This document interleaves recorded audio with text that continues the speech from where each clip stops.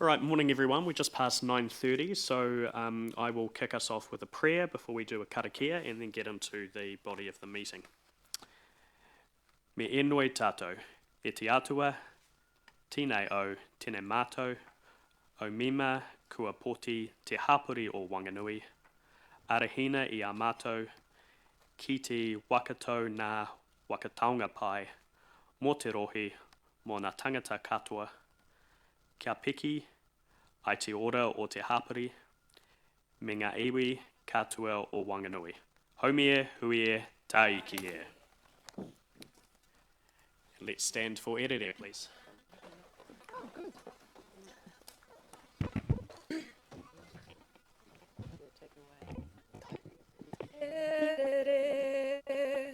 Te awa tupua mai e te kahui maunga ki tauna roa ka wakapiria mai ko ngā piringa hina ko tama o poko tupoho te kie ko te awa ko te awa ko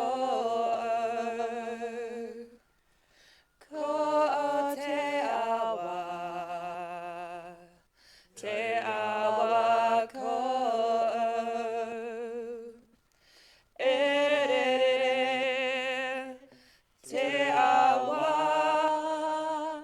tupua.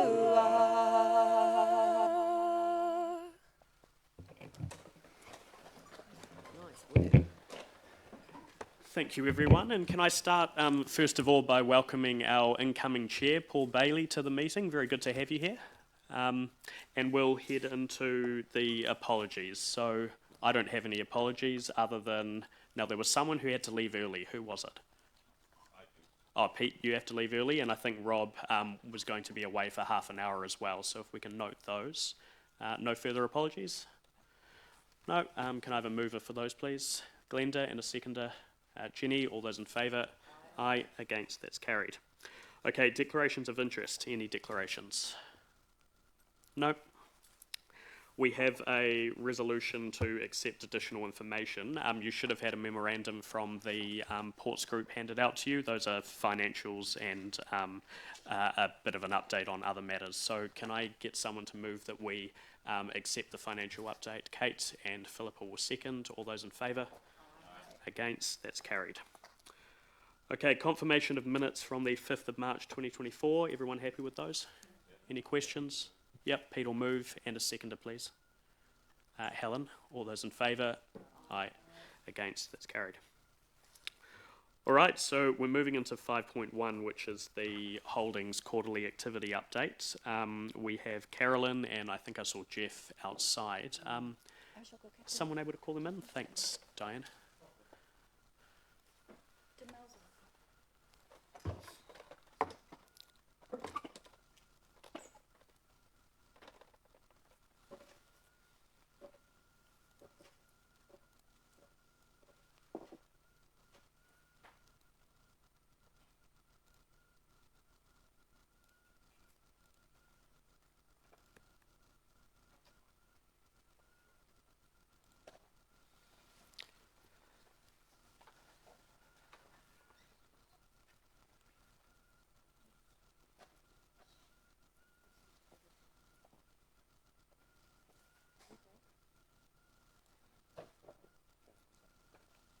Good morning. Come. Yeah, that's the one.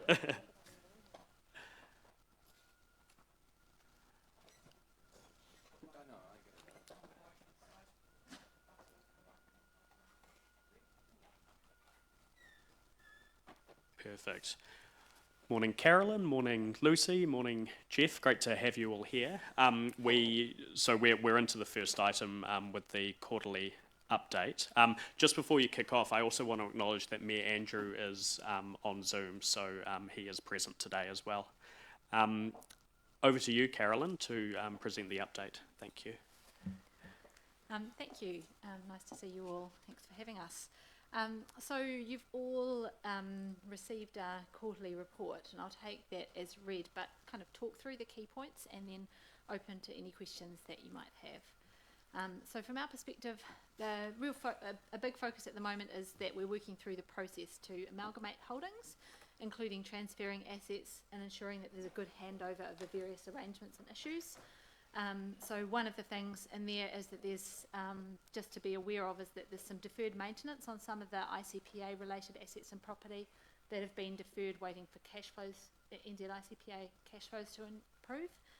So we're just making sure that council's fully briefed on that, and Jeff's been doing a sterling job leading from our side, working with Mike Fermor and his team to make sure that there's a really comprehensive list of issues and things are handed over appropriately. So we're still aiming for the end of June. It's an ambitious time frame, but that's what we're aiming for, and we're hoping to be able to achieve that for council. There are some longer term questions about council's investments with things like the changing energy future and with NZ ICPA's business not transpiring as has been projected. And any changes to that investment profile might also have broader economic implications that you'd obviously want to consider. So that's kind of, I guess, the overall and the strategic context. And some of that, those are things that we had been, we'd started to get into but haven't progressed because of the CCO review space. I'm just conscious of that and making sure that you're aware of those things. So GasNet continues to perform steadily, so it's definitely the rock in the group, with financial results again ahead of budget, so we're really pleased with that. On the other side, on the GasNet front, you might have seen in the media discussion about gas production being low and the future of gas in Aotearoa being a little bit uncertain. The current government has said that it wants to increase gas production and change that, but obviously it is part of that that broader energy future picture, and the way GasNet's structured at the moment, it's obviously very focused on natural gas, so that's a big factor. In terms of the properties that Holdings owns aren't being used to capacity, given that we've had to hold spaces available for cadets, for the Indigo cadets. Over the last little while, we've looked at a couple of other potential uses, and I think it will be really important for council to continue to be open to options there and be mindful that we're losing money on those properties in the meantime. Obviously, as the cadet numbers ramp up, then that would fill the properties up, but it's a balance. So on ICPA, which is the probably the trickiest area at the moment, it's frustrating that it's still struggling to ramp up in terms of student numbers and therefore profitability. So as at the last update, so as at today, our understanding that there's only 16 Indigo students. The original business plan was that the school would be at capacity, so this is the original updated business plan from ICPA, was that it would be at capacity in terms of number of beds by October, more or less. So that's 137. ICPA directors are still telling us that that won't be far off being there by October, and that they definitely have cadets in the pipeline, so we've seen their projections and the where they are in the pipeline. But we're really concerned that even the business case update that we received about 5 weeks ago is already out of date. So even the pessimistic business case of 5 weeks ago had 35 Indigo students by the end of May. We're not there. They are in the pipeline, and ICPA directors still consider that once the student numbers are hit, the academy will more than pay its way, that it will be profitable and make a strong contribution to the Whanganui region. The issue for council is how long are you willing to keep supporting it while it's loss making. So that's it. There's one other issue which you will have read about in our report, is that there has been an issue with a particular engine type, and so that means that the planes that are operating with the Continental diesel engines are grounded at the moment out of an abundance of caution in some cases. But so there's been 3 failures, but they've grounded 9 planes to be sure. So that's about 40% of the fleet. At the moment, they're going through detailed engineering assessments with the manufacturer, and they're not entirely sure at this stage what the cause is. So they're working through that at the moment. Yeah, I think they're looking to potentially sell some of those aircraft, but yeah, we'll get an update from them when they've got some further information in terms of what the root cause of the issue is. Yeah, is that anything else in our reports? I think that's probably the key points in the report. So any questions? Yeah, great. Thanks, Carolyn. Just one from me to kick things off. These 24 cadets that have been approved by Indigo but not yet in training, are you aware of what the process is when they begin training? Do they start over there first before coming to New Zealand, or is it an immediate transfer to NZICPA once they begin their training as an Indigo cadet? They start over there, and then there's a process. There's a process of. I mean, they have to get their visas approved before they can come here. So they do some Like a ground theory training in test. India Yep. first, and a theory test, and then they come here, and then they do their period here, and then they go back to India to do Okay. that as well. Yeah. So those 24 approved and not yet in training, it's still, it would still be quite a way out before they arrive here in New Zealand and actually contribute to the NZICPA numbers. Yes, I can't tell you how long that is. Can you remember, Jeff? We did have a meeting with NZICPA directors. Put your one on. Sorry, we did have a meeting with NZICPA directors where they talked us through that pipeline, and I'd encourage the new CCO committee independent members to probably get across that pipeline too. I think, though, there's some erosion in that pipeline confidence, given we've already seen the numbers from last month not pan out this month. And what we did understand last year when visas were being slowed of process by NZ Immigration, that some students dropped out of that pipeline and chose Australia instead. So I haven't heard yet why that pipeline isn't quite converting as expected. If it's just delays at a student level, they've decided to take a few weeks before uprooting their lives and moving here or yet. But I think that's a source of further investigation that we'll be making, and then wanting to make sure there's a very smooth transition on 1 July, because obviously there's big financial consequences of that not mapping out. So I've just, in terms of the pipeline, so once the candidates have been selected and evaluated by Indigo and interviewed and successful in that process, they sign a letter of intent, and then that starts NZICPA's obligations to them, but they have 3 months of ground training, and they have to complete exams in India before they then come to New Zealand. So at that point, then they're offered a placement letter to attend the flight school, and that commits them then to the fees and the visa requirements. Yeah, great. Okay, questions. So I'll go Helen and then Philippa. Thank you for the report. So the transition from your current board into the CCO, that's obviously taking a fair bit of time and focus by the sound of it. And that's not that far away.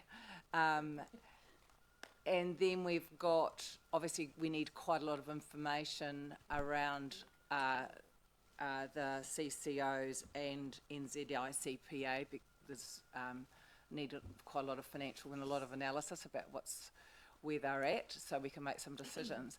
So do you think that you would be presenting back to us before that, say, 1st of July with more updates on that? Or are you seeing a different way with the new transition of how that might be handled? Yeah, thanks for the question. There's a couple of things that we've put in place to make sure, or we're putting in place to make sure that the transition goes as smoothly as possible. One of them is Jeff. So Jeff is, you'll be familiar. Yeah.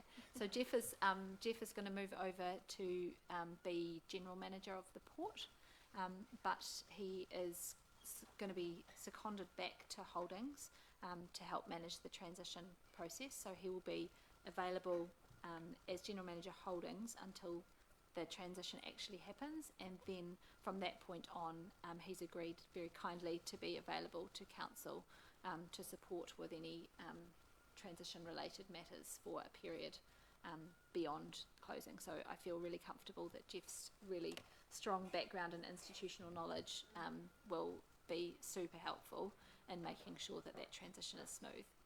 We also have a financial advisor who's been working with us, who has Adam here. I don't know whether you've met Adam before.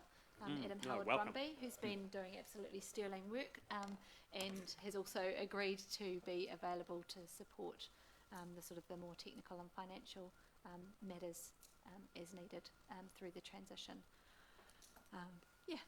So that's probably the strongest support, and I'm available as needed as well. Wonder if, coming back to your question, whether you would be hearing from us again before 1 July, to some extent that would depend on any decisions that the committee made. Looking at the latest forecast we had from NZICPA, there is concern by us that they will go outside of the limits in the original business case around working capital support. And if this committee made a decision that it would not extend any more funding, for example, that would change quite significantly the nature of that reporting and may result in some updates before 1 July. Whereas if this committee was open to receiving an updated business case that actually set out what that new scenario looked like, that would then start a different discussion. So I think we're liaising quite intensively with David through the council, and I would imagine that would come to the committee via David, but would depend on decisions of you as a group. And the other thing to say is that we are planning to have a good handover session with the two new independent CCO committee members, the new chair and the new member. Yeah, thank you. I am going to ask, it's just in terms of when we might see updated financials for NZICPA, that gives us the confidence about which decisions to be making. Yeah, so we're meeting with the NZICPA board later today as well, and we'll keep closely in contact with them. So they had a meeting yesterday, so we're hoping that we'll get some further updates then. The updates that we've had in the last few days have been very close range updates, and what we're seeking is a longer term outlook, month by month. So we'll certainly keep in touch with David and Thank you. Josh and others on And the accommodation, so you've indicated that there's some capacity there, and I'm certainly open to what it could be used for. So will a report specifically on that be coming, do you think, too? I think to a degree that depends on the ICPA projections. So as I'd said, that the accommodation will in time, and we don't know how many months away that will be, if the projections come to light, will all be needed for ICPA. But if that forecast for ICPA changes, then the accommodation is obviously available for other uses. Thank you. Thank you. Thanks, Helen. I'll go to Philippa next. Yeah, thank you. Probably just a couple of follow-up questions from Helen's, but just on the 4.0 in the budget, you talk about having very recently commenced invoicing into the ICPA for rent, lease and operating costs, property, aircraft, simulators, vehicles. So am I reading that, and is that has not happened previously? That it's very recently that actually Holdings is invoiced into ICPA?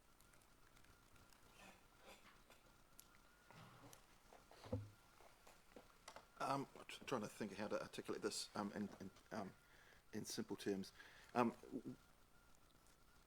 The affordability from the Pilot Academy's point of view was always an issue, and it's taken some months to understand, and the Indigo business case the Pilot Academy put forward last year had some assumptions in terms of when it believed it could start paying invoices, and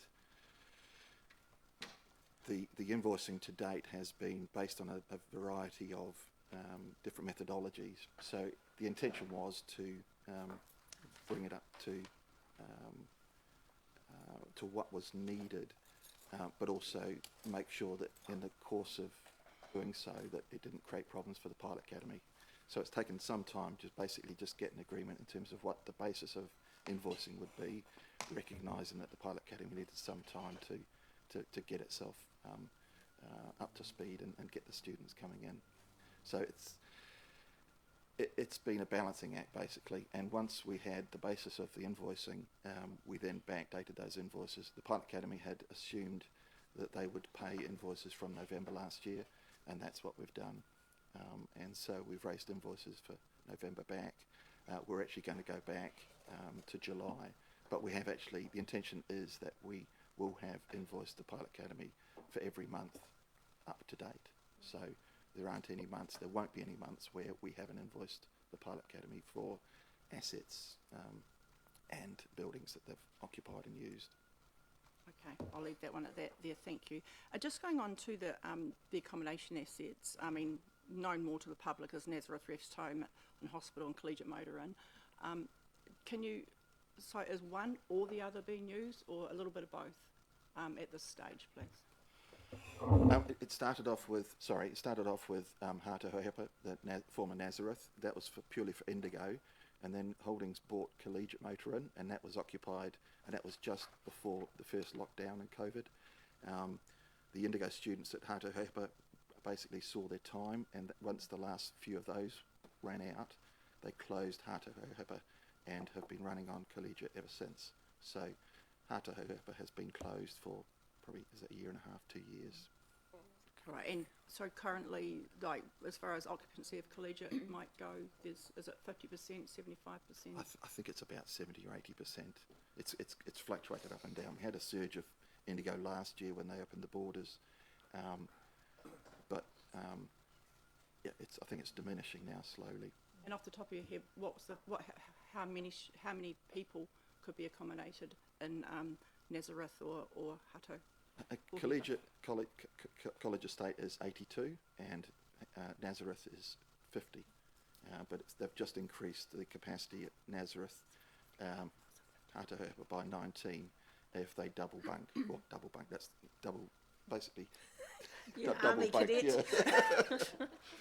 Increased They had to twin get share. twin approval. share, yeah. They had to get approval to be able to do that, Yeah. but they've got that approval now.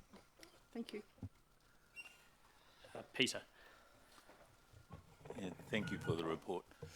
Quick operational question. The aircraft that are down, there is still sufficient aircraft working that can accommodate the students there at the moment? That can accommodate the students that are Well, there at the moment, absolutely. Yes. There's so plenty, yeah, but so- as the numbers ramp up, that balance will, I would expect that would change. And is there a timeline about the repair of the ones that are down? At the moment, they're in the investigation stage Yeah. for those ones that are down. Yeah. And my second question is GasNet. Has there been any developments on diversification or future-proofing GasNet? Not at this stage. There hasn't. That's something that I That's- think would need a really good strategic conversation, Yeah, so including with so it's just business as usual with business GasNet. as usual at the moment. Okay. Yes. Thanks, Peter. I'll go to Michael next. Thank you, Mr. Chair. When will we receive the full financials for GasNet? I always feel like GasNet's left off these lists every quarter. I mean, for as long as I've been with Holdings, Council has received the Holdings annual report, but I don't believe it's received the Pilot Academy or GasNet. Okay, I've received Pilot Academy separately. I've just never received GasNet. I wouldn't mind, Mr. Chair, if we could get GasNet separate, because I feel like it's a it's a very profitable business, it's lovely, but I know nothing about it and I'd like to know more about it for the next term. That will be happening from 1 July as well, Liz, but Cool. yeah, we can get reports through. Thank you for that. And I've just got a follow-on from Councillor Philippa's comments. With the known pipeline of accommodation, why did we not use accommodation for other things? Now, I was unaware of Nazareth being completely empty in that time period. That's going to be interesting. But just even interested, collegiate motor inn, if there are 40 students there and it's 82 accommodation, why are we not Airbnb-ing that out? I mean, it's a bit tricky in terms of the requirements in terms of how we care for our students as well, in terms of having other uses in the same property. So partly it's that, partly it's because of the type of accommodation and the type of and actually what would work in terms of other uses. So we've looked at a couple of there's been a couple of potential options along the way, but they haven't actually transpired. We've been open to them, but they haven't transpired. And partly it's because it's to commit to a time frame for other uses is difficult when we understand that there's cadets in the pipeline who will need it from a certain point, and then obviously that's been delayed and then delayed further and then delayed further. If we'd, hindsight's a great thing. I think if we'd known how long it would have taken to ramp the student numbers back up, then we might have been able to offer some other users the opportunity to use the accommodation for a longer period, but it wouldn't have worked for the period that we were confident about. Thank you. Can I just add, there was also consideration of potentially being a COVID respite area too. At one stage we were working with a number of parties because it was ideally located for people who I think were post-COVID or families who were impacted by COVID but just needed some respite, and but that didn't come to anything. But we were certainly active in terms of looking at alternative short-term use for the property. Thanks, Michael. I'll go to Glenda next. Thank you. Thank you. Just to carry on with the cadets, do we know that what's the number of cadets we need just to break even? Do we have that figure? I don't know that we've got that figure. We can certainly ask. That would be interesting. And come back to you. So, and we do have a sort of what we've got in the business case updates that we've asked for. We've got some information on the expected profitability per student based on a certain number of students covering the overheads. Those numbers that we've got are much higher than the numbers that have actually transpired. And one of the things that we've been working to try and get from NZICPA is sort of all of the information clear in one place so that you don't have to sort of flip to and fro, and that you can answer those sorts of questions. So that's something that we're definitely keen to understand better. Okay. And keep working on. Yeah, thanks. It might be helpful just to add on to that the profitability, the operational expenses of NZICPA vary quite substantially depending on how many cadets are there. So things like engine hours and fuel, obviously, and instructor time as well will vary as those student numbers varies, which is why it's hard to give you what is that break-even number, because costs increase as students increase, but the profitability also increases. So we have had discussions before around what would the profitability, for example, be if they looked at reducing the overall size of the school down to, say, more of a 120 maximum students. What would that look like? And in terms of the updated business case that we were wanting to get to council and have asked NZICPA to work on, I think that those sort of alternative scenarios should be included in that sort of analysis. Kate. Thank you. Thanks for the report. And my question's a bit related but unrelated. And we're a bit down in the weeds, as it were, for a holding company. But so forgive me if you say you don't know, because I totally accept you would not know the question that I'm about to ask. Recently, there's been discussion around the parallel taxiway out at the airport and whether it's required or not. Would you have a view on that in terms of safety and for the flight school? I think it's, yeah, sorry, I'm going to predict and say that no, we haven't been involved in any questions. Okay. And yeah. Thank you. CE has a comment, so I'll just hand it over to David to respond. Through you, Chair, appreciate where the question's coming from. I think the entity that has the most say over this is the Civil Aviation Authority as we go through the accreditation process of or maintaining the accreditation of our airport. Without any disrespect to anyone that's got an opinion on it, they are just opinions, and it is the CAA's determination that's going to carry the weight around whether we do or don't need that parallel taxiway. Totally understand that, thank you. Thank you. Just one final high-level question from me. I mean, obviously, there have been some events with the aircraft, the loss of the wheel, for instance, over the last little while.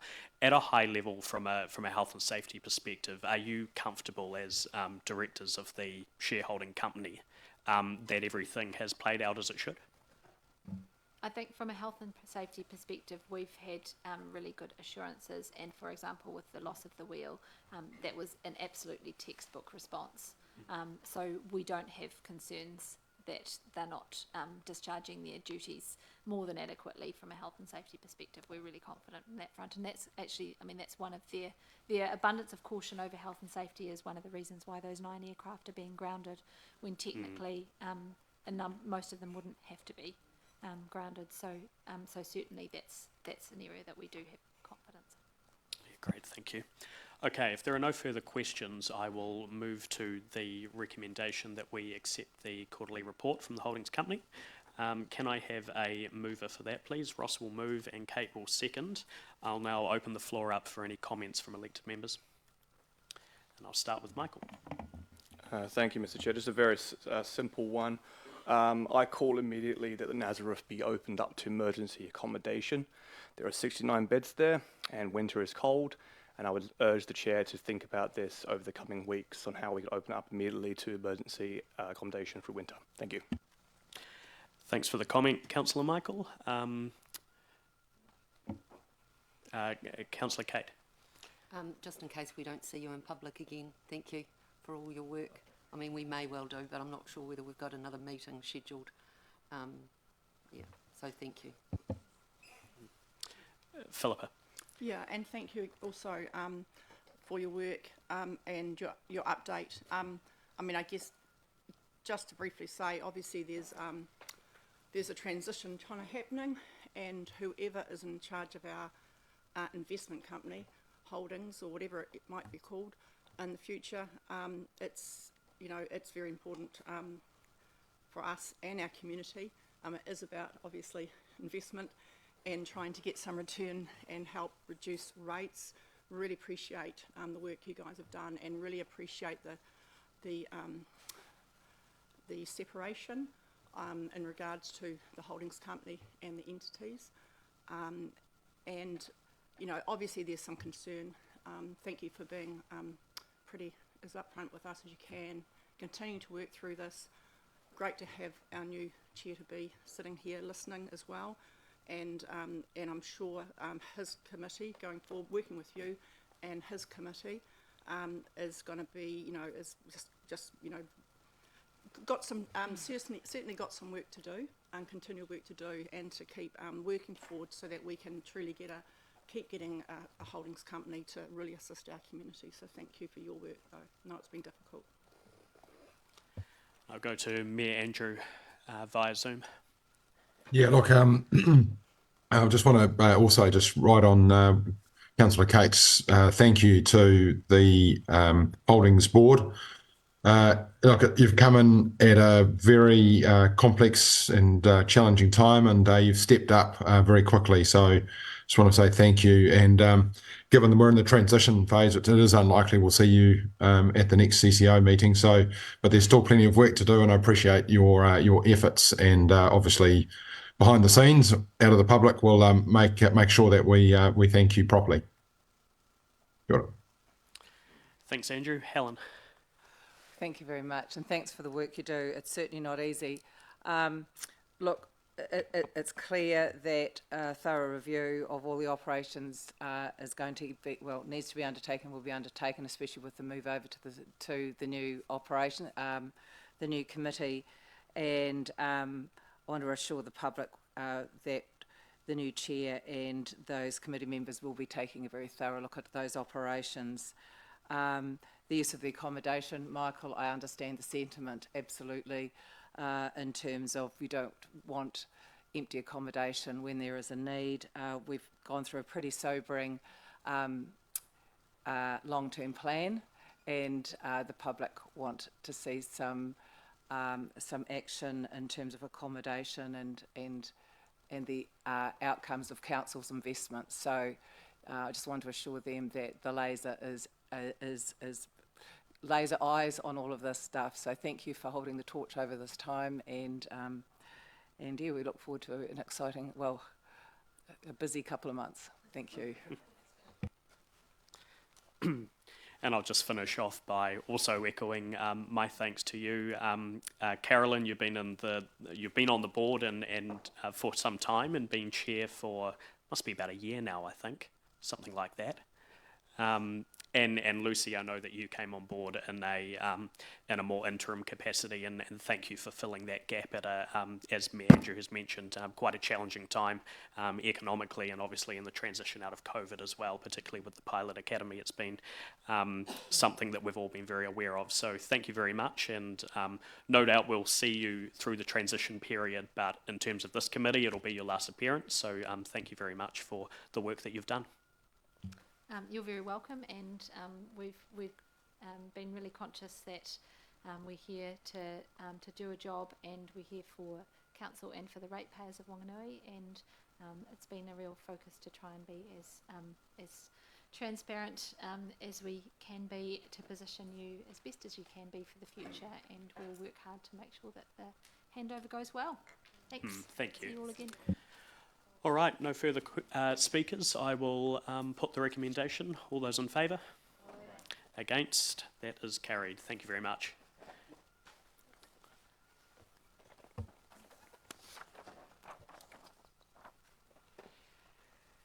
And we will move to item 5.2. This is the Wanganui and Partners activity report, and we've got Gail and Jonathan here to present the update. So welcome, and come up to the presenters table.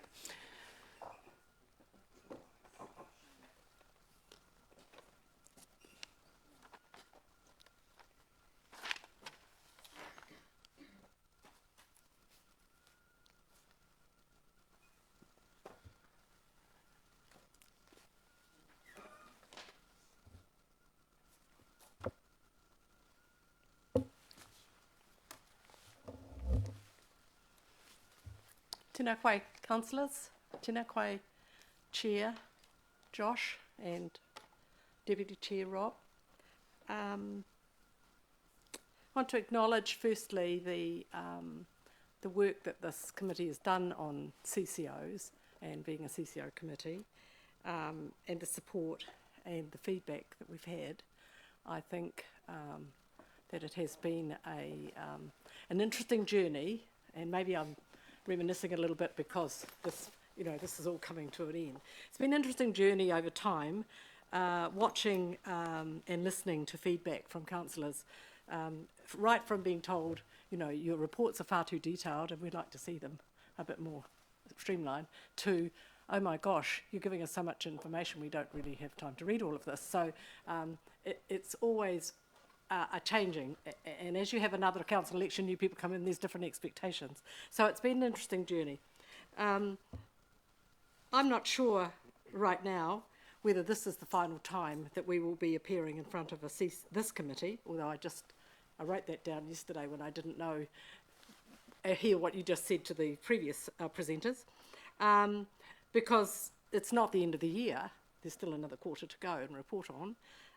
But whether it will be to this committee or what the newly formed one will look like, I do not know. It's interesting because there is a detailed plan being put in place between Wanganeen Partners and WDC regarding staff, movement of staff, and all of the little details that have to take place to get that to a position where it's where it's a smooth and has as little interrupted as possible. But actually, interesting enough, that plan ceases on 30th of June. I don't think that's a neat closed down date. There's lots of things that have to happen after that date. For example, the staff will be gone, but there will be lots of things to clean up, accounts to do, quarterly reports to complete, some where they have to be presented. So that information is yet unknown, and I'm not sure that it's the job of this committee to think about that, but it certainly is the job of somebody in some committee to think about that. And the expectations about that are yet unknown. So it would be good to have some idea about that. And the reason why I'm saying this is because the staff are still working on the last quarter of the year.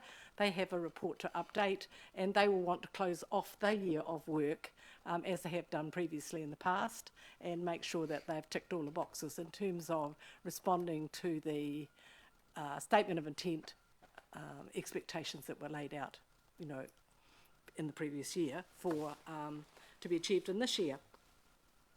So we're very proud of the staff and the work that they've been doing over the past few months. It's been, and the details are in this report, of course, which you've all had in advance to read, and you may or may not have comments on. And it has been particularly difficult because the staff have delivered these results in spite of the pressures that they've been under, and those pressures are significant.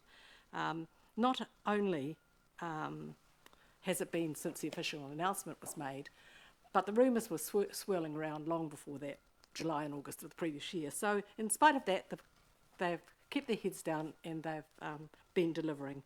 So in this report, you'll see the details of that. I'm sure that at some point you will want to know that Wanganeen Partners wound up its year and gave you a final report on its achievements. So I'd look forward to hearing from whoever's going to be responsible for this to advise the board of that. In the meantime, I'd like you to hear about the report we're bringing to you today. So I'm going to hand over to Jonathan to give you more of the details.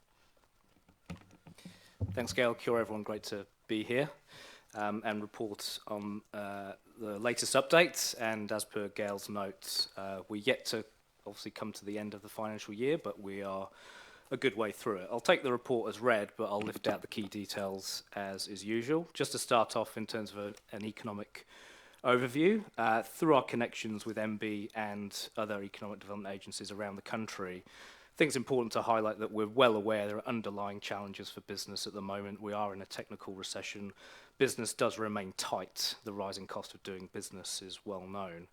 But they are more confident about their situation than they were a year ago. There's a sense of optimism, and while things right now in the present continue to be tough, particularly in the regions, they're feeling better about prospects in the next year to two, as interest rates and inflation in particular drop. It is something I've reported for a number of updates actually, and feel like a little bit of a stuck record, but we monitor consumer spend across Wanganui and in particular parts of the CBD, for example, and we continue to see that our consumer spend is higher than the national picture, and that looks really positive. We do have an economic dashboard on our website, and we will be updating that shortly, so I'll make sure that I send that around to councillors post this meeting so you've got the very latest information. I would like to touch on the obviously the organisational change going on at the moment, and from my perspective, we're working alongside the council, and I'd like to acknowledge that myself and Steve, the council, David Langford, working very closely together as we work to become an in-house economic development division. Would like to acknowledge the council's commitment to all the staff moving to within the council organisation, and also would like to acknowledge the public. While the decision itself to some degree was disappointing. I think I'd like to mostly reflect on the public acknowledgement of the outstanding work that Wanganui Partners does. So I'd like to thank various people for their public comments in that respect. Our focus and my focus is approaching this change in a progressive manner, making sure that we go through this with a sense of momentum and making sure that we can find areas of even greater value for the council than what's currently taking place.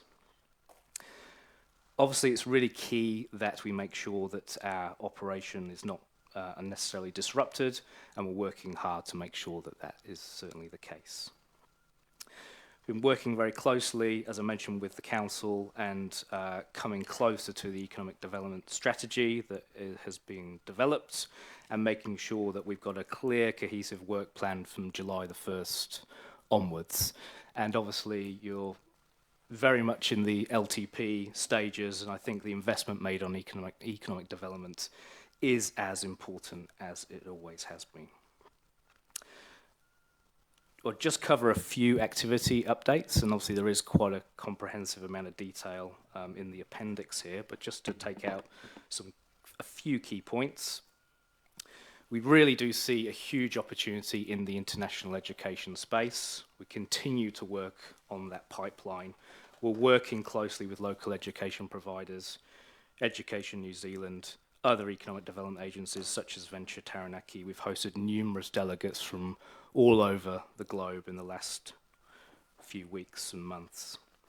Delegates hosted recently have come from South America, Germany, Philippines, Japan, and they are incredibly impressed with what they see when they come here to Wanganui. We are essentially trying to make sure that we're on their radar, that they normally only consider the major centres, Auckland being an obvious example, and they're really impressed, and we're actually, rather than just being about it feels nice and it's a good relationship, we're also seeing some real business being done, and we think there's a multi-million opportunity going forwards on this. We were also really pleased to see MB have launched a new events fund. And so they have done this with the previous government a couple of times around, but there is another version with the new coalition government. A $5 million regional events promotion fund was announced a couple of months ago, and it will run over 2 years. And with Wanganui Partners being the regional tourism organisation for Wanganui, there is the ability to apply for up to $237,500 of funding this year and next year, and this will be vital for local events and the flow-on effect to hospitality businesses, etc., that comes from that. So we've worked really closely with all events across Wanganui to develop the applications that, with the way MB have set this up, only RTOs can actually apply for. And last time I came to this CCO update, we talked about the City of Design Tohu launch. It has now been launched. We have shared a little bit of information with councillors post the last meeting, and you'll start to see that actually roll out more visibly to the public from now. We did talk last update around launching this in March, but we're now very much into rolling this out and celebrating Wanganui as a UNESCO City of Design. And that will be placed in any part that's relevant to talking about our credentials as a design city and New Zealand's UNESCO City of Design. Just a couple of final points on our activity. I want to acknowledge that we were recently at Trends, which is the biggest international tourism business event in New Zealand, and we've worked closely to promote Wanganui, work with operators, and it's the first time we've been to this event, I believe, in many, many years, or it may even be the first time we've actually been part of that. Finally, working closely with the council on what we view as a substantial offshore wind opportunity. We're working very closely with a number of businesses that are looking at this opportunity, and there are potentially some big opportunities for the Wanganui port as part of an operations and maintenance base as well.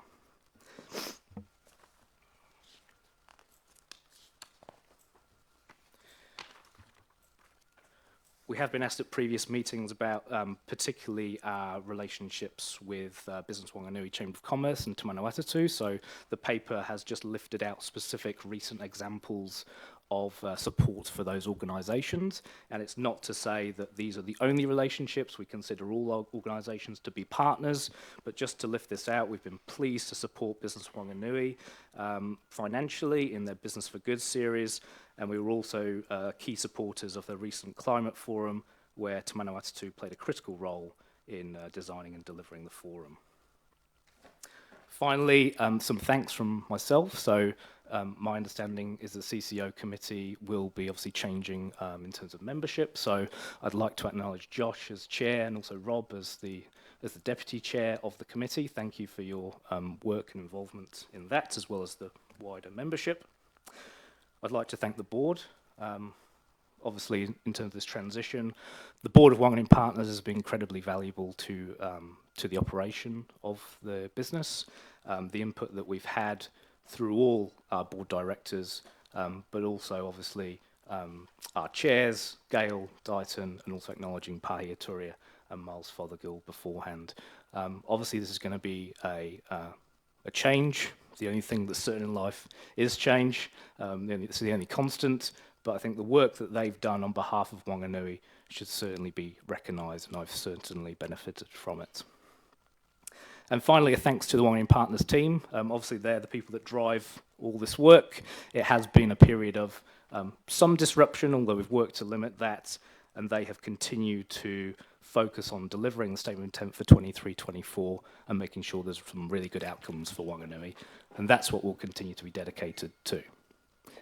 So that's all the key points we want to lift out. Actually went into quite a bit of detail there. But yeah, happy to take questions. Thank you.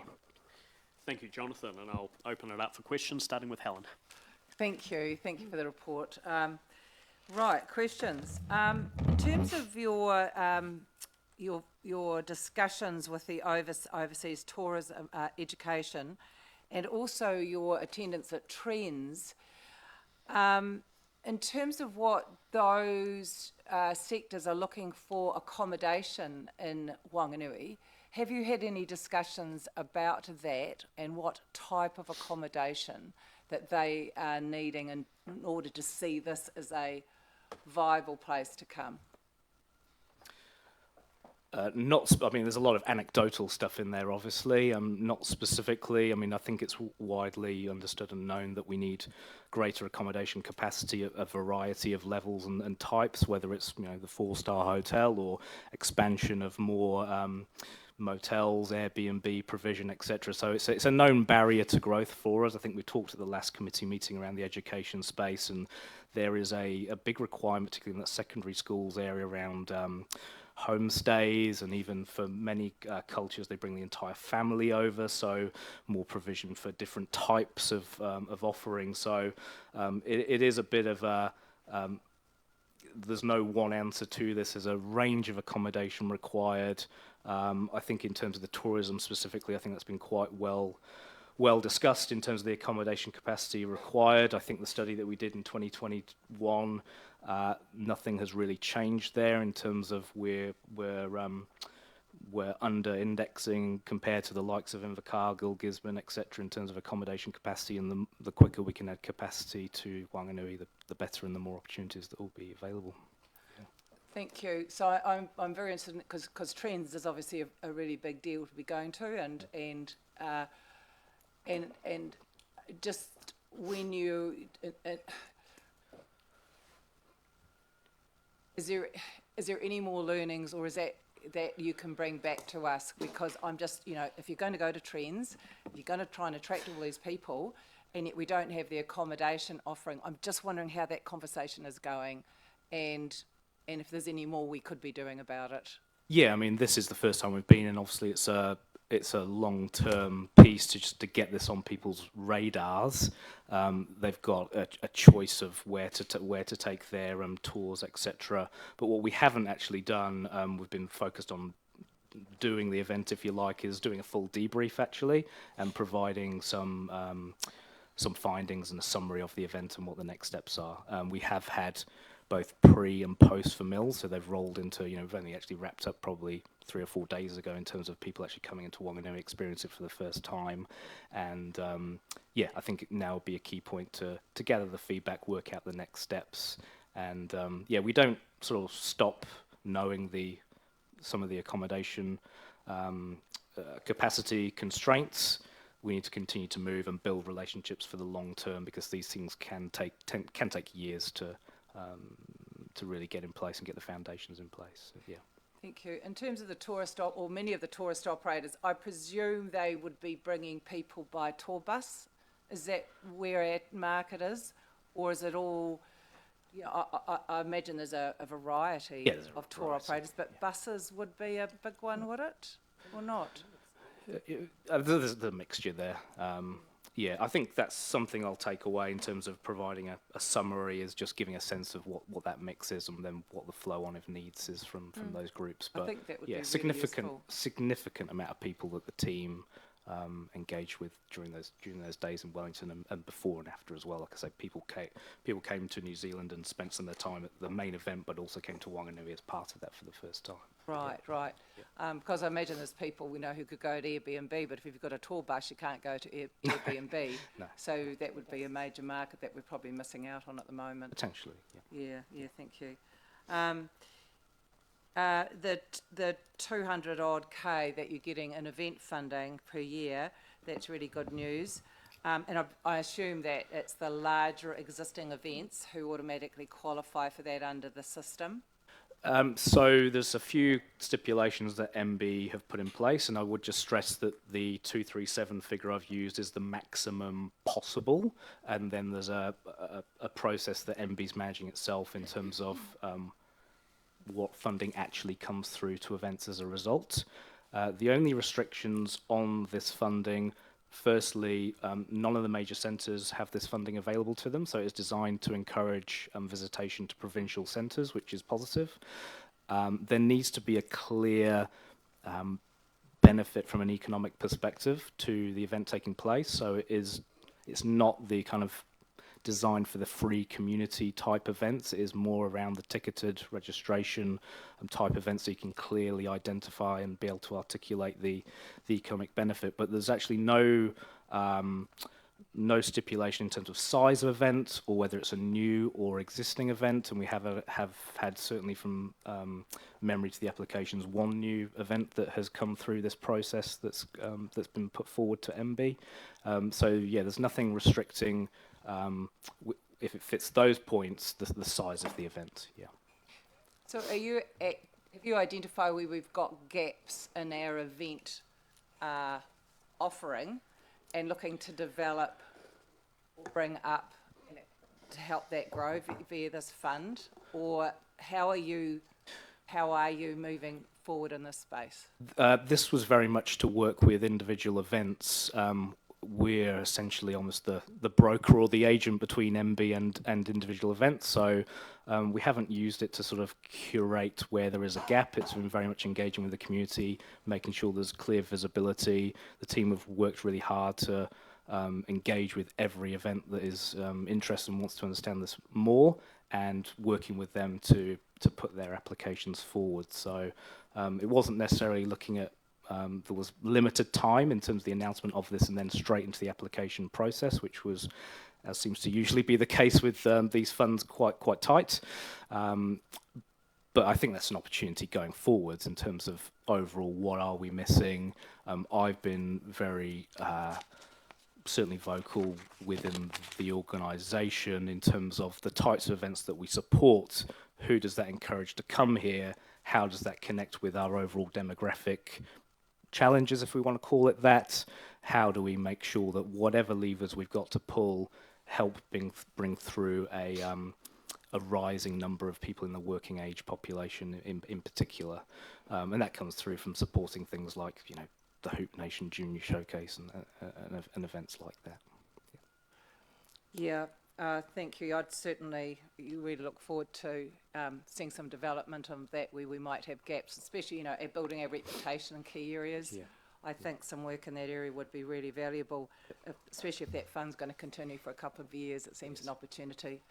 And lastly, on page 12 of your report, which is page 29 of ours, the Eco-Cultural Hub final business case, it's 80% complete but currently stalled. Can you just remind us why that was stalled, where we're at on that one? So with that project, we were supporting the Whanganui Māori Regional Tourism Organisation, and there's been a lot of community. So I guess I just predicate this with we're supporting them, and I don't want to talk for them, but there's been a lot of community engagement on this, and I think at this moment in time it was felt that there wasn't necessarily the broad support of a number of different organisations. But so at the moment we're not pursuing the project any further, but there was an initial case study put together that is ready to progress further. But we are just supporting and getting behind WMRTO on this, as opposed to it's us driving it forward. So it's paused because that's the desire of the group around the table at the moment. The likes of Natanga Tiaki, etc., have been around the table on the discussion, and we respect the views of that. And obviously, it needs to be led by people, and we're just behind the project, and we've supported through the last 2-3 years, particularly from MB funding that came through with the first wave of COVID. Yeah. Okay, thank you. So it's not your project, it's their project? No. Yep. Yes. Thank you very much. Thank you. Right, thanks, Helen. I'll go to Kate next. Thank you. Thanks for the report. Just a couple of questions. Just following on from what Helen was talking about in terms of the 2021 report into accommodation. And so I'm just wondering if in the next wee while, very short term, whether we would be able to have a bit of an update. And I know a lot of it won't be necessarily measurable, but yeah, a bit of an update on the 2021 report and how the environment might have changed or not since then. Yeah. Do you mean an update to the report as opposed to not a meeting in a about? big way. I mean, this is probably more of a conversation between the chief executive and yourself. Yes. Just in terms of our deliberations, that we're going into, it would be really helpful. Yeah, I know from a conversation with the organisation that put it together that both chief executive of the council and myself had 6 months or so. The person that put that together did comment that it was done during the, COVID was very much at the forefront. It was a fairly conservative estimate at the time, and he did talk to how there could be an upside to their recommendation, but it was but certainly we can take that away as an action. Thank you. Sorry, Kate, just quickly, the Chief Executive had a response as well on that point, so I might just get him to... Yeah, through you, Chair, Jonathan's broadly covered the point I was going to make. We both met with the author of the original report. Their feedback to us was, if anything's changed, it would be in the way of a slight strengthening in demand. And on that basis, we made the call that it wasn't worth spending money getting the report updated, because that would obviously come at a cost. But happy to revisit that if you'd like. I guess I haven't read it for a while. Just what piqued my interest, I guess, was the what you were just relaying to us in terms of the Trends conference or gathering, and the change in, if or not in mix of what people are wanting. And then thinking about that going forward in terms of the sergeant and how that's going to change the offering. It'd be really nice to have a bit of a discussion around the specifics of that. But I'll leave that to you, because it's not a answer in depth at a meeting like this. Consumer behaviour is changing. There is more of a space for Airbnb, and that's why we've made sure some of our data can actually understand that better. But like 2 or 3 years ago, it was a bit of a mythical beast, like how many Airbnbs are there in Whanganui. We have a good, much better sense of that. But as per the response to Helen previously, I think that the need still is for a broader mix of offering across a range of areas. Yeah, no, look, and I absolutely accept before we were ever to talk about hotels or anything like that, there'd be a huge business case and all of that stuff. So I think I'm just looking for flavour really Yeah. right at this moment. And Gail's just sort of passed a note, and it was in my head here, but considering whether it was too much detail, but as she's mentioned it, the team are working on a seminar that's happening next month for Airbnb, and we've got a huge amount of interest in that. So I know there are two sides to the coin, and there's positives and negatives, but as per consumer demand and what could be provided, and whether there's a business community out there looking at the opportunity, there is one. So I've talked to a few people about this. It's not that one size fits all and there's one answer in this accommodation space. It's about multiple tactics because the market is there in a number of different areas. It's about making sure that there's the provision for the market and the consumer, ultimately. Yeah. Fantastic, thank you. In your report, you talk about or reporting against destination promotion and attraction initiatives. One of the points that was made by a member on your board at one of our recent meetings was about product offerings, and I'm sorry I forget her name, but she made that. Well, Michelle. what I heard was that we lacked as a district some good product or package offerings, and just wondered if you could comment about that, and if there's any kind of, is this wrapped up in we've got reported here under marketing or? So when I arrived in Wanganui, it's very obvious that we didn't have what you might call a sophisticated tourism products. So in other areas, and particularly the one I worked in South Auckland and Pukekohe and Franklin, when we went to events like Trends, we would take a product with us, which we would have developed with various tourism operators. So there might be restaurants, there might be a B&B, there might be a motel, there might be a farm event, there might be a river cruise, but you come together and develop a package and you take that. Wanganui has not really gone down that pathway because the deliverers or the owners of tourism businesses here have not lifted their game enough to be able to feel confident that you could put that together. Nor do they even, I think, sometimes understand that you could put that product together.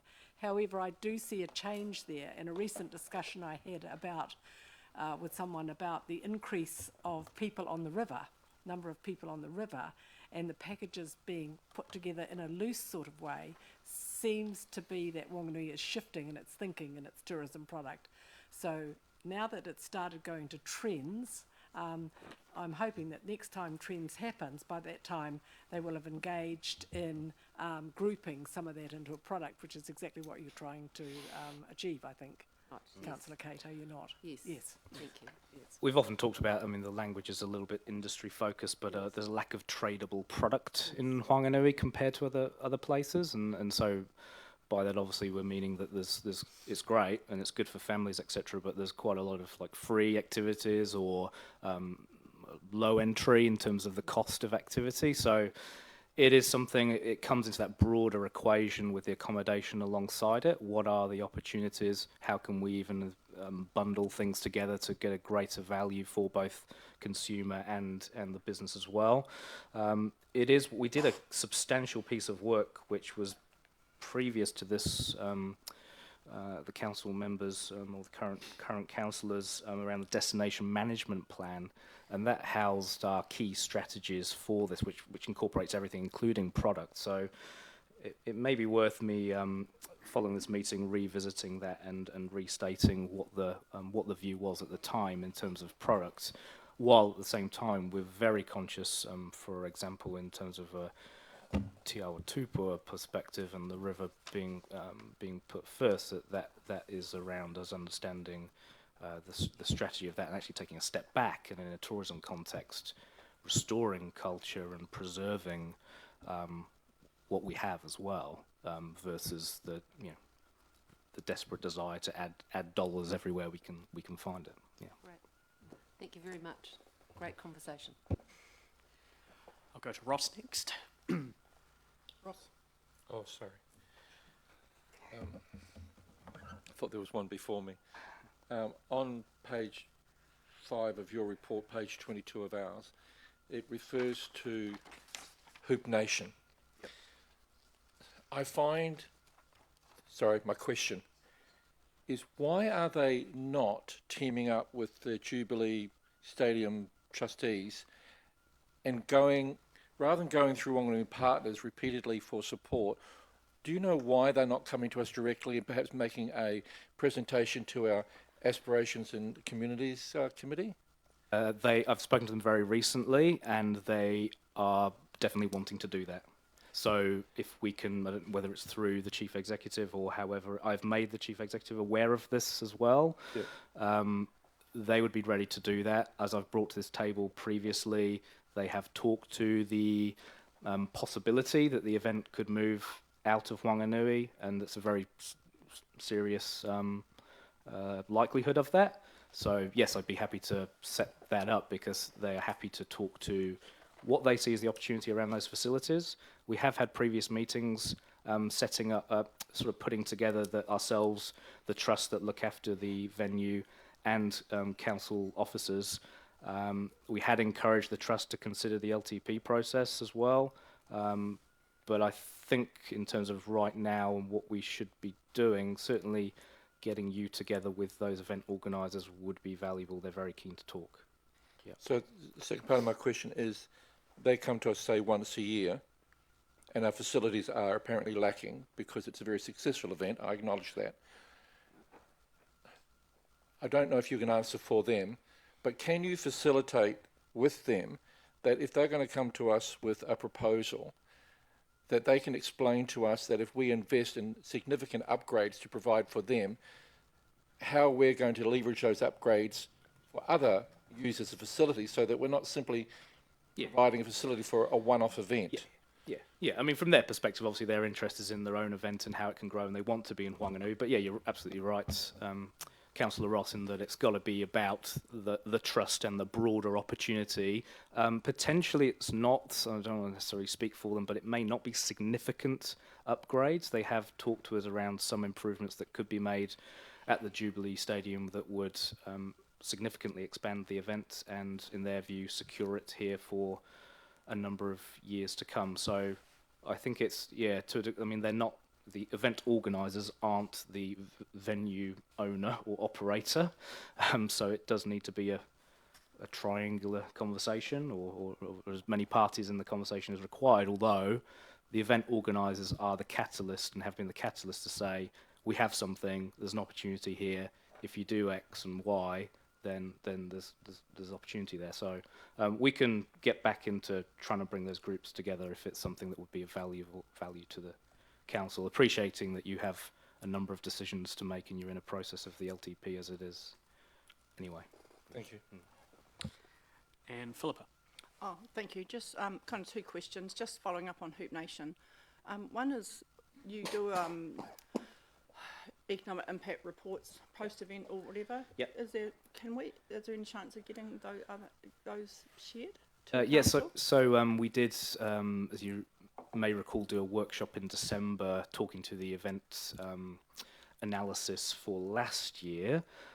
So that could be used as a reference point right now if you're looking for overall value, economic value of any individual event. So we covered all the events that we supported last year and what the benefit of that is. With events, what we work through is an event evaluation, and then we need to await consumer spend reports to come through, etc. to do it. So we're not quite there in terms of this most recent event, but we're getting close to the period where we could do that wrap up. So depending on what you need for what purpose, if you just need an overall sense of the economic value of an event, Hoop Nation, Vintage Weekend, Cemetery Circuit, whatever it may be, we do have a figure there in terms of an estimated economic impact, although if it's something more detailed and if there's a change, then we can talk to that as well. On Hoop Nation specifically, we know that there were 75 teams this year, slightly down on last year, but the figures would be largely quite similar. Yeah. Okay, but just and going forward overall, so we've had a workshop, we've said in the past, and I guess going forward and coming into council, would you support, it would just be good to get a better overview of the whole event space. Is that something you're keen to do, Yeah, Jonathan? absolutely. Yeah. thank you. And just, are they committed at this stage for, you know, is it generally just a year by year? Like if we thought Hoop Nation, you know, is it year by year, or are they committed? Have you got them committed for a 2 to 3 year horizon? So right now, so we did have an agreement which covered multiple years that has now expired. Right. And so there is the possibility the event would not be in Wanganui next year, Okay. depending on conversations from here. So I think we all look forward to talking further forward on that in particular. Mm-hmm. And just in regard to the Regional Events Promotion Fund, I note that's great. If I'm reading it correct, basically the first round of applications, so the first possibility of 237,000 has closed. Yep. I guess, but that there's an opportunity forward. When I go to the Events Fund on Wanganui Partners, I don't see anything about that. And although I appreciate you've worked with key events to try and get as much of that funding as possible, how will new events, repurposed events, etc., get involved going forward? Because I think there's a real opportunity there. Yeah, I think we've happy to take feedback on it. I think we've worked really hard to get it out there to everyone in the event network. We've had a huge amount of meetings, to be honest. Well, the team have had a huge amount of meetings with various event organisers on that. But as you point out, that deadline for the year one has gone. There is an opportunity around the council-provided funding now, and a window is about to open for that.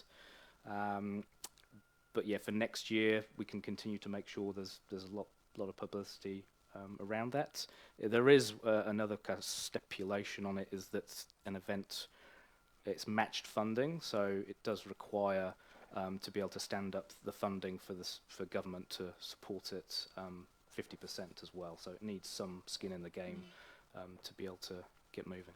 Appreciate that. Just see no visibility on the website, but discuss that forward. Thank you. Thanks, Philippa. And Michael. Thank you, Mr. Chair. Census data, first stage of it comes out on 29th. Excited?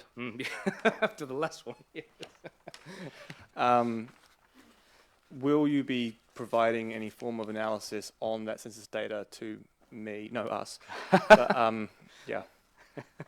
I'm very excited for it. So yes, I mean, I think everyone's well aware of the flaws in the last census. So there's been a huge amount of work that the likes of data suppliers that we work with, like an Infometrics, have done to try and extrapolate and understand things. So in terms of an analysis, we'll be keenly looking at it and what the interpretations are. I mean, population figure will obviously be of a lot of interest, and obviously all the breakdown from there. So we'll be keeping as we do, as being an EDA. That's our core business, and we'll be keeping a keen eye on it. Yeah. Yes, I'll talk to you on the 30th then. Look, you had some really good strategic objective KPIs in your strategy, but I can't. They're not here in the document.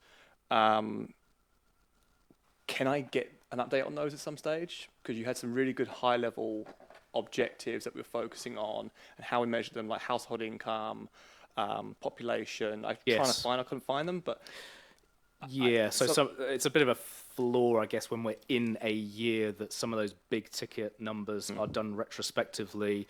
The key performance indicators for the economy are always updated at the end of January for the prior calendar year, but as I mentioned, we put a lot of work into our economic dashboard, and I'll make sure that reaches all councillors. We've just done an update to that, which couldn't get into the papers, but I'll circulate that and make sure everyone has it.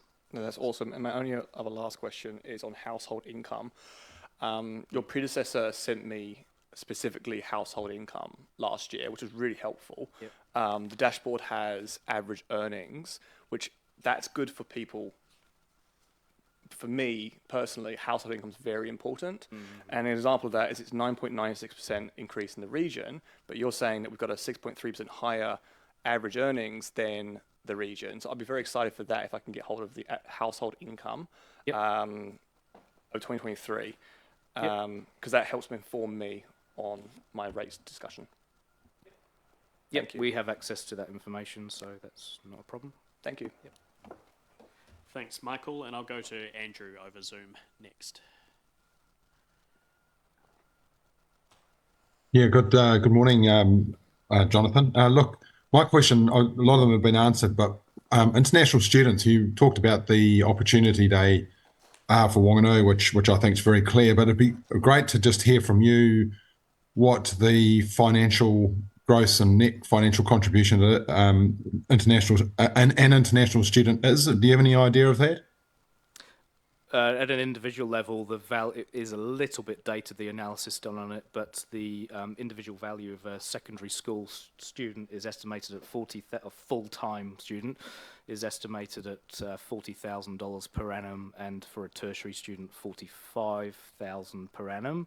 I did circulate some figures post the last CCO committee, which talked to the current estimate around the overall value in Wanganui at that moment in time. Forgive me, I can't remember the exact figures, but I think we were talking about a current $4.5 million value for all international students currently in Wanganui.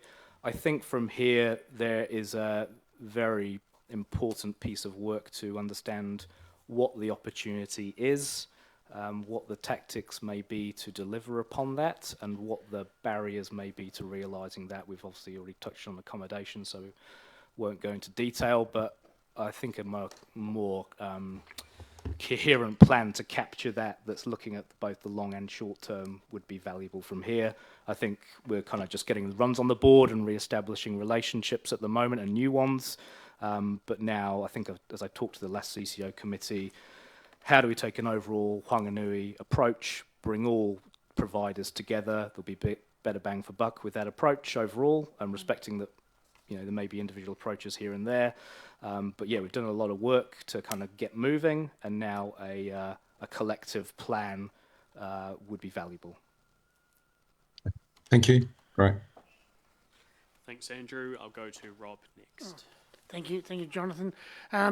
Your opening of the report talks about the economic overview, and it's pretty impressive figures. Contains a lot of data.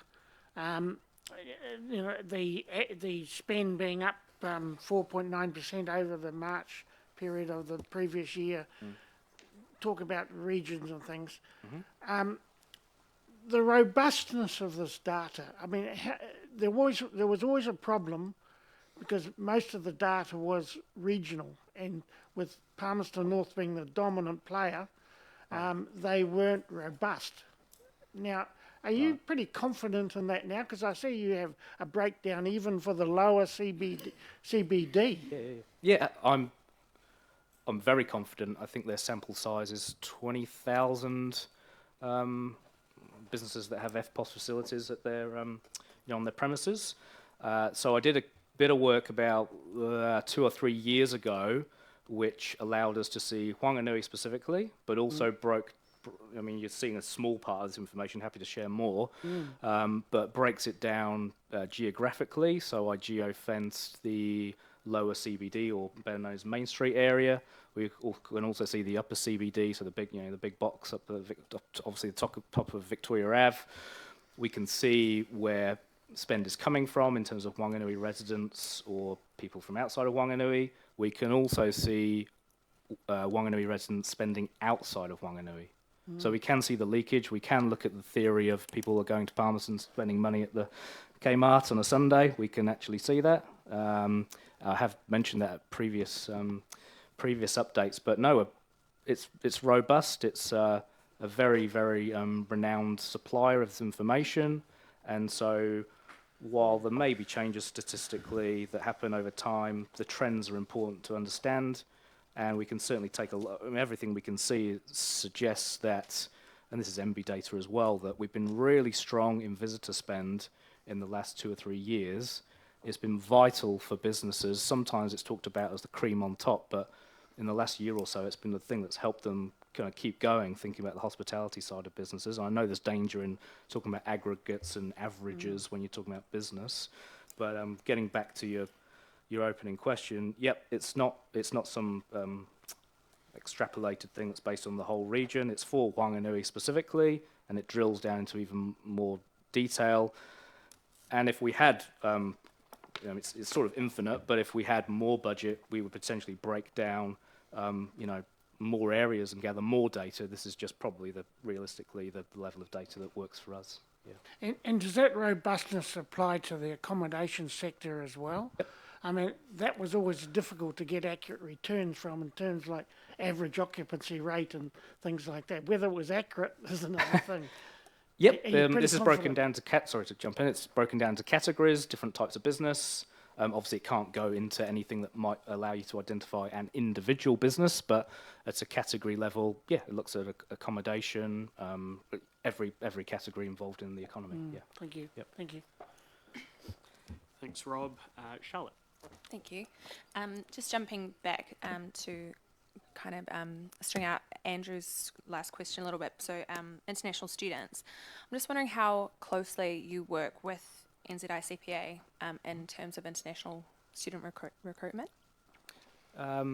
So in recent times, I think it's fair to say we've worked most closely with certain secondary schools, and NZICPA have got a number of clear pipelines, as it were, in terms of students, obviously the relationship with Indigo, etc. But we've always made clear to them that we're here to support them, and as I talked about, a Wanganui overall approach and presenting, as we do in many events when we go out of town, when we're presenting Wanganui as a whole, we present everything. So if you do have individual businesses, if it's a business setting, or schools, education providers, if they're doing things out on their own, obviously that comes at a certain cost. So these major trade fairs and the trip that we did over to Asia last year allow for XYZ tertiary providers, secondary school providers to build on that and our relationships with Education New Zealand. So right now, I think there's a lot more we could do with NZICPA and a lot of potential benefit going forwards, yeah. Mm. And how do you see that that relationship sort of building? I think, well, firstly, I'd say there is a good relationship. It's just whether there's the actual operational tactics working together, and I think that's where, as per the previous response, if we have an overall plan as to what we're trying to achieve and what we can deliver within that for the economy, and how that's broken down into individual areas, it can be that when we do education-focused missions, that making sure that those plans are connected to the plans of whoever, an NZICPA or other providers, so that when we're presenting Wanganui as a whole, people understand the menu and what sits underneath that. And so I think, like I say, we've been getting runs on the board. I think there's a team on that side doing their stuff, and that's cool. And there's some existing relationships. But yeah, we would be pleased to probably grow that and take it to the next step. Thank you. All right, and final question from Charlie. Yeah. Thank you. The 4.5 million you say for the input for the community, yep. Does that include the students at the flight school, or are they extra? Yeah, it's inclusive of everything, yeah. So there's 100 of them, that'd be 4.5 million, another 4.5 million? From memory, I mean, let me look back at the figures I supplied to councillors in March. As I said, I'll double check the figures and look back. But yes, the analysis that we did do was designed to cover all education providers. Cool, thank you. Yeah. Thanks, Charlie. All right, there are no further questions, so I'll move into comments. Can I get a mover for the recommendation, please, Kate, and a seconder, Helen? And I'll just start off by, first of all, acknowledging that this will be the last CCO committee that you present to Gail as chair, and I guess of the relationship between this committee and your board. So I just want to acknowledge that, let's be upfront, it has been a pretty challenging time over the last 12 months. I know that there has been a lot of uncertainty, and I just want to acknowledge that you have obviously shepherded the organisation, and yourself too, Jonathan, through a transition from being an independent model into an in-house one, and that work will obviously continue over the next couple of months or so. But just want to acknowledge the work that you've done in that space, but also over the last few years as we transition out of COVID and deal with a cost of living crisis and challenging economic conditions. So thank you for all the work that you've done over that period. and just want to acknowledge you and wish you all the best. And with that, I'll hand over to other elected members for comments, and I'll start with Helen before going to Pete. Thank you. Thank you for your report today. Look, I think the consumer spend data that you've been providing to us shows that your marketing has been working very well. I mean, Wanganui is in the top three in the country, and I just think that's outstanding in these times. And it's interesting with the spend in the lower block being identified, I see shops being attracted into the CBD, and that's very exciting. It's still retail is always a challenge, but it's really great to see that our retail is expanding in the CBD, and obviously it's paying off for us with that consumer spend.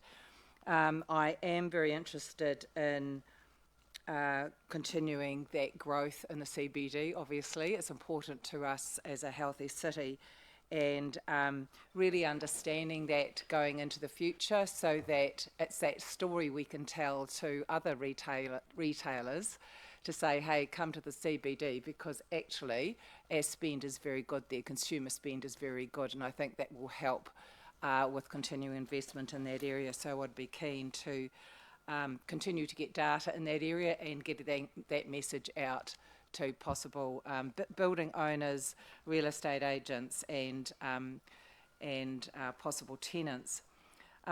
Gail, I wanted to say thank you. I have known you since you came to Wanganui, and it must be a few years ago, and you've been working very hard, very hard in the economic development area since you arrived, and you brought a wealth of knowledge, and that has been really appreciated. Thank you. And you've stepped up to be chair in a very challenging time for COVID, as well as these transition periods out and then back in, and that I do understand how challenging. I wanted to thank Miles Fothergill, who has also been a chair of Wanganui and Partners, and Pahia Turia, who's also been a chair. They have put an incredible, and yourself, investment into Wanganui, and I just want to acknowledge that it is appreciated, as well as all the board members who played a role in that. I think you probably put a lot more blood, sweat and tears in it than you ever got any remuneration for, so thank you. I also want to express a thanks to the staff. Wanganui and Partners has incredible staff. I interact quite a lot with quite a number of them, and they're just fantastic. And the enthusiasm and the drive they have to bring value to Wanganui has been absolutely, it's a pleasure to work with them. And, you know, there's really no greater accolade in my book. So thank you very, very much. I do hear, Gail, that you talked about the wrapping up of the CCO final end of year report. Those need to be finalised, so I hear you, and we'll make sure that that is gathered and dealt with appropriately in the new structure. What did I have? Did I have anything else? No, that was all, so thank you very much. Sorry, Pete. Yes, thank you. My thanks go out to Wanganui and Partners as well, and particularly from the rural sector and the work that you have done. The rural sector is the quiet backbone of the Wanganui economy, and we all thank you. And Rob. Thank you. Yes, just picking up on one point that was raised earlier on about the value of foreign students. I would, taking advantage of this being live streamed, say that there is a real shortage of homestays for these students. And in August, there's a 20 or so coming from Nagaizumi, and they have nowhere near the amount of accommodation that they need. So anybody that is interested, maybe listening out there, it's actually paid. So it's quite good. So get in touch with Wanganui and Partners and put your name forward, because you'd be very welcome. Now, moving on though, you know, the reasons for creating the Wanganui and Partners organisation are still very valid, because what Wanganui and Partners was created for was to bring in the expertise like has been on your board and, of course, with the staff. And that needs to be recognised. That's potentially what we are losing with our restructure. And I think it's really important that a lot of effort is put into maintaining the relationships that Wanganui and Partners have developed with industry, all the different sectors. And one of the ways of doing this, I think, is to have sector forums. You know, maybe a quarterly meeting of the various different sectors where the council and the CCO committee is getting involved with the industry still, because there is a great danger now that the industries will walk away with the board of Wanganui and Partners, and we must make sure that that doesn't happen. Thank you once again for your efforts and to the efforts of all the other board members that have served in the past. Thank you. Thanks, Rob, and I'll go to Andrew next. Yeah, look, just writing on the various themes of thank yous. I do want to start with saying that, you know, right now we're going through arguably one of the most challenging environments in local government for a generation. It's obviously, as Jonathan pointed out, in a technical recession, and you know, these are tough times right now. There's a lot of social angst and division, and when you put all that together, it is really difficult.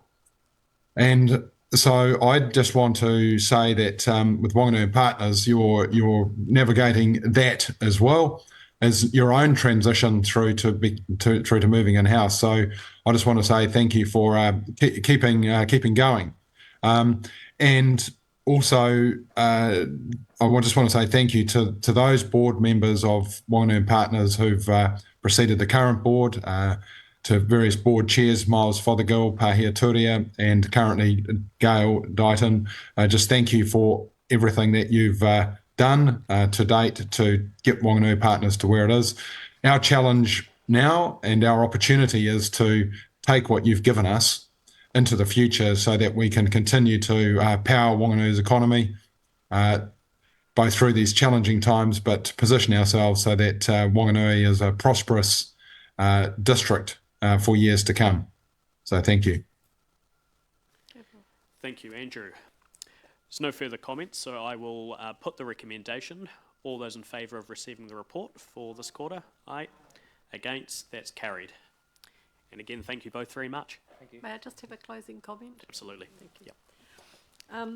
Thank you very much, councillors, for your kind comments today. Most appreciated.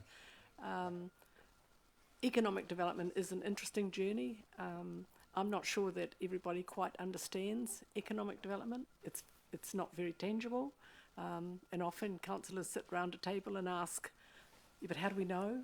And I hear those questions. How can we see it? How we can touch it? How we can feel it? And often economic development agencies do a lot of work, and particularly with an individual business, and then the business will get a big profile somewhere, but nowhere does it ever say that there's been an intervention, whether it was by the Economic Development Agency, the council, or even central government with some of their funding. So it's a really sometimes a thankless journey to go on, but if you feel that you can live with this and you can let other people get the accolades, then but you know that you're contributing, it's a good feeling. Economic development is a long journey. You've probably heard me say that many times when I've come in here. And so my message to councillors now is that the journey that's been started, you know, don't drop the ball, don't let it slide, don't stop it in this time of technical recession. It is even more important.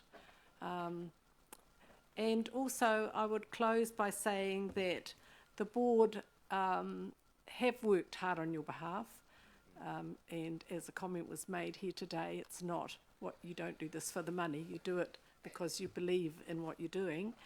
And coming into this District to Live 4 years ago,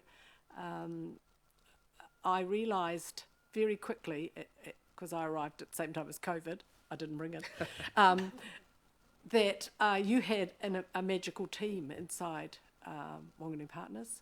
Because when I first arrived in there and started talking with them, I realised it's probably the best team I have ever worked with, and I've been around this work for a very long time.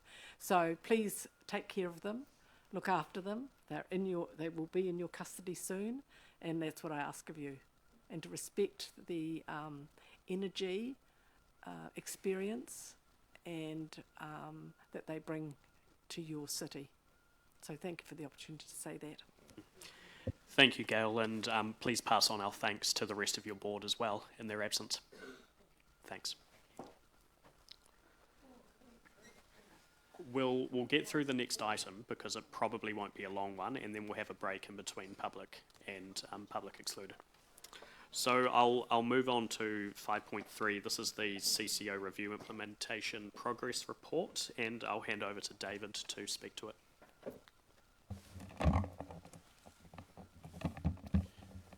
Through you, Worship. Sorry, you got a promotion then, Josh. Through you, Chair. I can see Mayor Andrew's giving me evils now. Moving on. I thought it was funny. There's nothing will ruin your Friday like realising it's actually only Tuesday. So I'll take the report as read. The purpose of the report is just to maintain some visibility over the CCO review, in particular around the implementations of the decisions Council has been made. I'll quickly skim through these at a high level because a lot of it's already been discussed by the previous speakers. The Wanganui Partners transition is now well progressed. Consultation with staff is completed, and we are on track for the transition back in-house on the 17th of June. And then as Gail mentioned there'll be the actual administrative process of doing the final accounts and winding up the actual company itself and removing it from the register. Work is now underway and gathering some momentum around the winding up of holdings. There's a lot of work to do in the background in terms of transferring assets, liabilities to council, and as the report notes there, we have landed on GasNet as being the most appropriate subsidiary to amalgamate holdings into to complete that wind-up process. There were a few longer-term recommendations that were included in the CCO review, including updates to the investment policy, getting a new strategic options report for GasNet. Those are all things that will happen in the future because they are long-term recommendations and we're just too early to get onto those at the moment. And then once Council is formally the shareholder of the subsidiaries under holdings, then you can commence the process of allowing the CCO committee to undertake a refresh of the directors there. And then finally, the appointment of the independent members is now complete, and we've noted that we've got the incoming chair present today. Happy to take questions. Thanks, David. Questions? Rob. Yeah, thank you, David. And just with the formation of the CCO committee, the revised CCO committee, I presume that the terms of reference have either been written or are in the process. But can you tell us what is intended as far as the reporting of that committee to council? So, through you, Chair, you are correct. So this version of the CCO committee has terms of reference. That has been the starting point for the new CCO and Economic Development Committee, as the Mayor has signalled his intention. So the terms of reference have been rewritten. They will be in due course coming to council for sign off. In terms of the intention, given that the committee structure is something that the Mayor determines, I don't want to speak on his behalf, and it's probably something we should take up with Andrew. Can I just note on that point as well that, and Andrew might want to comment further. I do believe that we've got a workshop scheduled sometime within the next month or so to discuss the new governance structure. So it's probably a good place to discuss those details there. Okay. Andrew, do you have a comment at all? Yeah, no, look, I can comment to that. Obviously, I think it's the 16th of July is the next council meeting where the new governance structure will be adopted. That's the intention. But previous to that, I'm also keen to have all the elected members or the councillors around the table just to work through the mechanics of the various changes to just help to understand what how decisions are made via the tweaks, what the implications are, I guess. Thanks. And sorry, that also includes the portfolio structure as well. So, which is not a formal council governance, not part of the formal council governance framework, but it is it's worthwhile speaking to that as well at the same time. Is that all good, Rob? Yeah. Yep. Okay, I'll go to Philippa next and then Kate. Thank you. Sorry, I might have missed something, but just trying to understand. So we've had, this is, if I'm understanding correct, this is the last meeting of the CCO committee that we've got, and we've had our key reports from partners and holdings, particularly in regard to holdings. And I understand we're kind of 2 months away from the new structure being in place or approved or in place, and particularly given the pretty high, concern that was given to us by holdings, particularly around NZICPA. Could you give some clarity around, in the interim, in the next 2 months, yes, we might have a workshop, but as far as this council, as the shareholders, being involved in, or being very kept up to date on our CCO and on holdings, David, just some confirmation of how you see moving forward in the next couple of months as far as our visibility over the issues, please. Through you, Chair, it's really no different from any other business of council. Obviously, the CCO committees run to a quarterly schedule, but if there's a need arises for an additional meeting, then we would call an extraordinary, or we would refer a matter up to the full council meeting if that was more convenient or appropriate. Informal reporting outside of committees will continue on a regular and as needs basis. So certainly you're not going to get radio silence until the new committee establishes and has its first meeting. Thank you. And just follow-up question. In regard to appreciate the terms of reference might not have been completely worked through for the new committee, but would I be correct in thinking that, as usual, any committee or council, although all members of a council, and I understand, will not be on it, any councillor as well would be welcome still to sit in the meeting, and with the chair's approval, possibly speak, but just not vote. Would there be anything that would change that? Through you, Chair, you're correct. Nothing would change that. It's effectively a given for any committee. Any elected member can attend any committee, whether they're a member of that committee or not. If you're not a member, you don't have voting rights. Thank you. Kate. Thank you. Thank you for the report, at a very high level. And I have a few questions that are probably a bit more technical. For example, like why has GasNet been decided as the obvious merger entity? And my other question was around the investment policy review and the time frame for that. Through you, Chair, the report is deliberately high level because a lot of the detail starts to push into sensitive areas. Obviously, with staff involved, there's a degree of privacy required. With the GasNet matter, you will recall that we obtained tax advice as part of the CCO review that is commercially sensitive. So happy to take that particular question offline, but it's not appropriate for me to answer it here in a public setting because of the sensitive nature of it. In terms of the review of the investment policy, the intention is that that work would commence once the transition of the subsidiaries and Wanganui Partners and the port have all been completed. The reason for that is just simply management and staff's capacity to handle the workload. Thank you. Thank you. Okay, so we'll go to the recommendation. Jenny's happy to move that we receive the report. Glenda will second. Any speakers to it? Helen?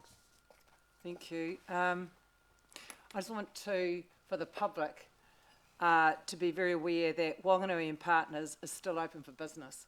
Wanganui and Partners still exists. It is still our economic development agency. It is still operating, and it's all business go. So don't hesitate. That is not closing. All right. It is just the back end, if you like, that is closing. We're changing how that back end operates. So we are open for business, and we're looking forward to a fantastic future. So just want absolute clarity of that for the public. Thank you. Thanks, Helen. Kate? Thank you. Thanks for the report, and I just wanted to make two comments really. The first, I understand why it's high level. I do, however, look forward to seeing a more detailed report with timeframes allocated to each activity. That said, these things always take longer than you think they will. So I say that with respect to the notion that actually these things do take time. But I would like a more visibility over what's happening and when. Thank you.